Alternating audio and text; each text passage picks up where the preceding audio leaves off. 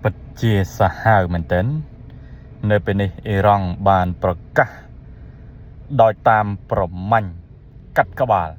លោក Benjamin Netanyahu ប្រសិនបើលោកនៅរស់រាន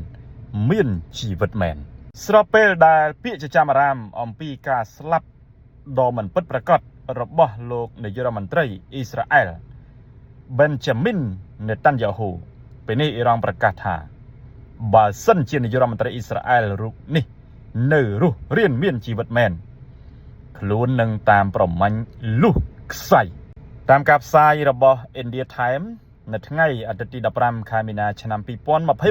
2026កងបដិវត្តន៍ឆ្មាំអ៊ីរ៉ង់ IRGC បានចេញសេចក្តីថ្លែងការណ៍ថាអ៊ីរ៉ង់នឹងតាមកំណត់គោលដៅវាយប្រហារលើនាយករដ្ឋមន្ត្រីអ៊ីស្រាអែល Benjamin Netanyahuគណៈសង្គ្រាមជាមួយនឹងអ៊ីស្រាអែលនិងសហរដ្ឋអាមេរិកនៅតែបន្តប្រសិនបើអក្រិតជនសម្លាប់កុមាររូបនេះនៅតែមានជីវិតនៅឡើយយើងនឹងតាមបន្តប្រមាញ់លូកខ្សែនិងសម្លាប់គេដោយកម្លាំងពេញទំហឹងសេចក្តីប្រកាសនេះកើតឡើងចំពេលដែលលោក Netanyahu បានវត្តមានពីកិច្ចប្រជុំដ៏គួរឲ្យសង្ស័យ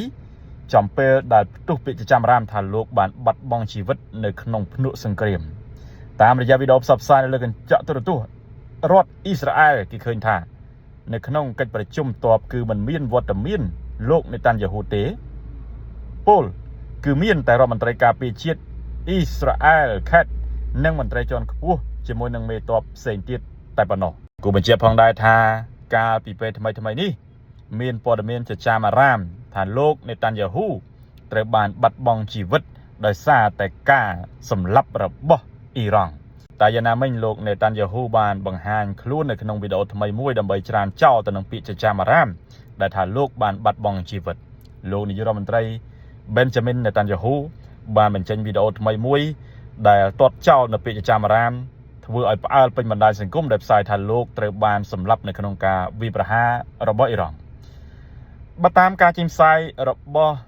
កាសែត Times of Israel កាលពីថ្ងៃទី15ខែមីនាឆ្នាំ2026នៅក្នុងវីដេអូដែលថតកំឡុងពេលលោកកំពុងតែកំងកាហ្វេនៅហាងមួយលោក Netanyahu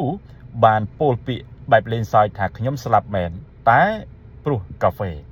ក្រៅពីការបកស្រាយរឿងស្លាប់លោកនាយករដ្ឋមន្ត្រីក៏បានឆ្លើយតបទៅនឹងការលើកឡើងថាកិច្ចសម្ភាសតាមទូរទស្សន៍នៅពេលថ្មីនេះរបស់លោកបើគឺជារូបភាពคล้ายៗដែលបង្កើតឡើងដោយ AI តែប៉ុណ្ណោះហើយនៅក្នុងវីដេអូនោះដៃលោកម្ខាងមានម្រាមរហូតដល់ទៅ6ឯណោះដើម្បីបញ្ជាក់ពីការពិតលោកបានលើកដៃទាំងពីរបង្ហាញទៅកាន់កាមេរ៉ា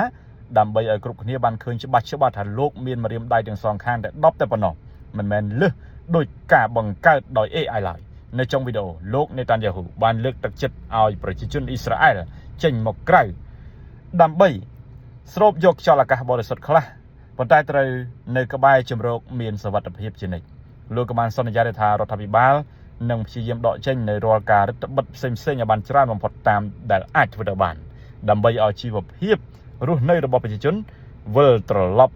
មកធម្មតាឡើងវិញ